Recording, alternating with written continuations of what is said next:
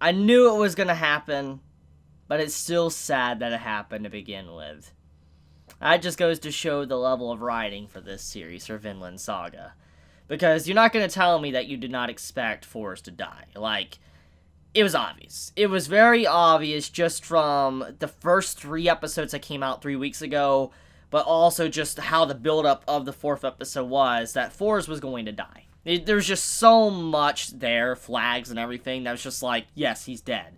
But even then, even though I knew I shouldn't get attached to a character that I knew wasn't going to be around for a long time, I still did. I still got very attached with Forrest as a character, and it honestly was sad to see him die, because such a good man died like he did.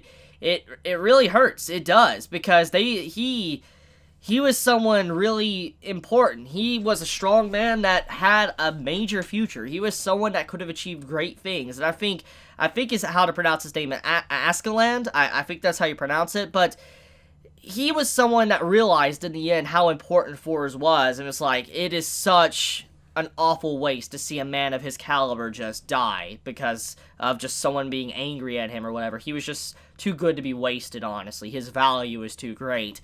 And it's sad. And I really wish that the character wouldn't have died, but obviously it was meant to be. Because at the end of the day, it really isn't Forrest's story. It's Forrest's son. Like, you know, him learning from Forrest and becoming either a better man or a worse man. We don't really know where the story is going to go, but it is definitely his son's journey, and it's not Forrest's journey. He was just more of a kind of like an icon of what maybe your MC could kind of be like one day.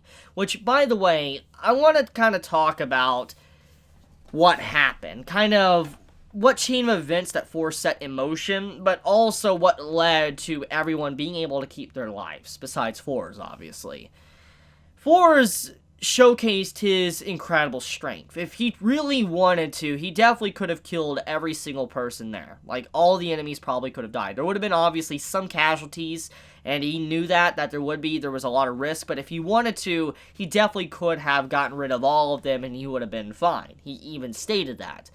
But that's where the problem lies. You see, in the first episode, throughout the first 3 episodes, we found out more about his character and how he was someone that did not like fighting. Like, he gave it up. Like, just one day he looked at his hands and he realized he didn't like this. He hated it. He did not want to fight anymore, and he realized there was much more he had. So much more he could live for and do, which was for his family. He realized what was important to him, his son, his daughter, his wife. He realized what was truly important to him, and he had a reason to live. He had a reason not to lay down his life. And because of that, that is why he eventually, deserted his force and went to hide out somewhere to be with his family.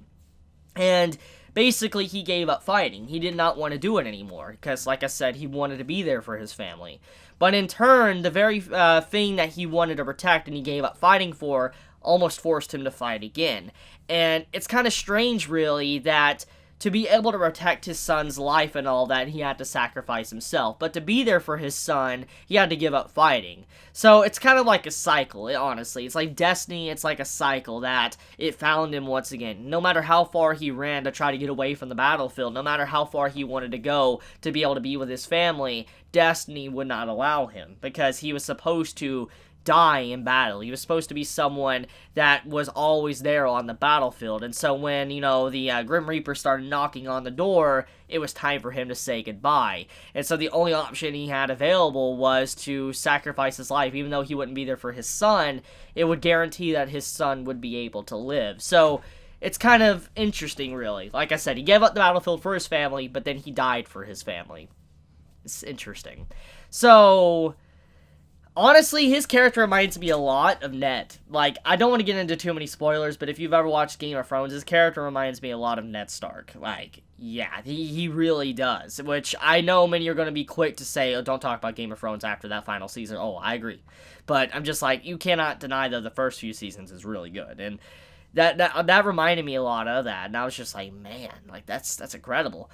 So, okay, let's get into where the story is going to go. So, with Forrest's death, obviously, we kind of understand some of the emotions that his son is currently feeling. He is someone that obviously wants to have vengeance for his father. After his father's death, he got to witness what happened to his father. He's going to want vengeance. He's going to want to get back at the very people that harmed his family, that, made his family, cry and hurt. And, he wants to take out the very leader that did it, Ascalon. And because of that, that led him to where he, was a stowaway, stayed on the boat, and now he's actually in danger. But his eyes definitely say that he is going to do what he says. But the question is, will eventually that rage quiet down? Because when we really look at the fight between Ascalon and Forrest, there was a lot more going on there than we actually realized at first. You would think it's just a brutal war, fight, or just a bloody fight that made no sense at all. But there was a lot more there than meets the eye. And what it was is that Ascalon, obviously, he may be a pirate, he may be someone that could be considered dishonorable, he may be someone that is obviously a crook and evil. But at the end of the day, though, he is still a businessman. He was doing his job, and he was tasked with, taking out Forrest. That's what he was paid for, that's what he was requested to do. So because that is his job, he had to get it done. And so he went to take out Forrest. Now, obviously, whatever happened to anyone else on the boat, it was up to him to do with whatever he pleased, so he could decide to be greedy or not. And basically, in that moment, he realized that it would be such a dishonor to just go against what Forrest said, the duel, and shame the duel, but also it would shame himself, his family's legacy, and he wouldn't feel right with it. It really showed that, Ascalon wasn't someone that was heartless. He definitely, in some shape or form, he does have a heart. Even if he isn't a good man, so to say, he does have a heart, because when you think about the introduction when he was going to get on the boat where all the kids were, he's like, okay, don't harm any of them, all that, we won't get as much money if you harm them. Basically, yes, he was going to do something horrific, but he was trying to spare them suffering, at least from his own hands, which meant that he did have some slight heart. And in that moment, when he sees that situation with Forrest's kid, he's like, I give up, I lost the duel, and Forrest and him made kind of like an agreement without any words. Forrest gave up his life, and he died, and he knew. He's like, this man just died for his son like that, and he could have easily, if he was really a cold-hearted person, have killed us all. But he also realized if the son would have died, it would have been a worse situation. Everyone would have probably have died in that moment. Every individual would have died. And I think that's what Ascalon actually learned too, the hard way. It's like, if the child wasn't guaranteed, something really bad was going to happen. But once again, he couldn't just live with himself if he dishonored those final moments of Forrest before he did die.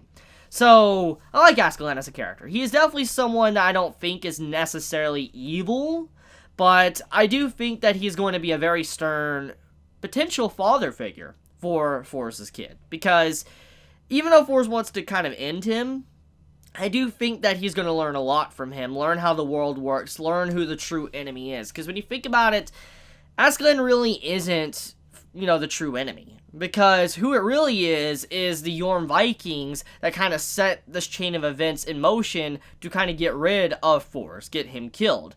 And I think his name was like Floki or whatever, so it's really his fault, in all honesty. It really isn't, Ascalon that actually did any of it. He may have did the act, but he wasn't the one that initiated and wanted to do it for malicious reasons. He had no emotion for it. He didn't do it to be evil or anything. He was just doing his job that he was tasked to do.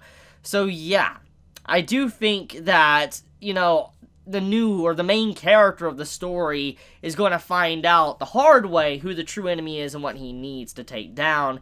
And I think he's going to also learn that a true warrior doesn't need a weapon to be able to win. And I think that's kind of a good message that it leaves us on, because you have it to where the son is very confused. What does he mean that a true warrior doesn't need a weapon? What he meant was a true warrior knows when to show courage, put down their weapon, and also know when to negotiate. And that's kind of what Forrest did. He negotiated with a pirate and was able to safeguard everyone else besides himself. That is truly a good negotiator, and I think that speaks volumes. And I think it's going to be a long time until probably the son figures that out, realizes what his father did. But I think that it's a very important lesson that sometimes the greatest weapon, honestly, is the voice, is being able to understand when you could talk through things instead of vicious warfare.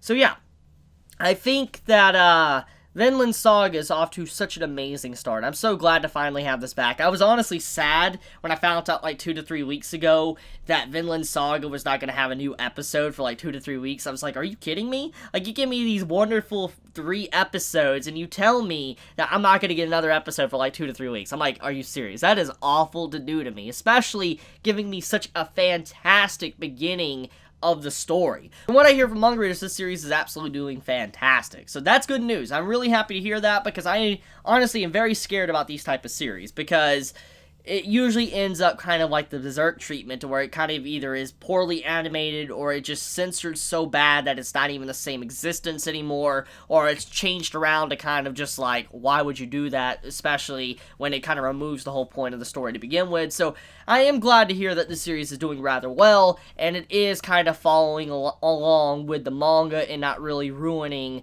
the manga. So, yeah, let me know your thoughts in the comments below. If you enjoy my content, please subscribe. If you like this video, please leave a like. And if you want to get notified for whenever I upload a video, please click the bell icon down below. And with that, Chibi out.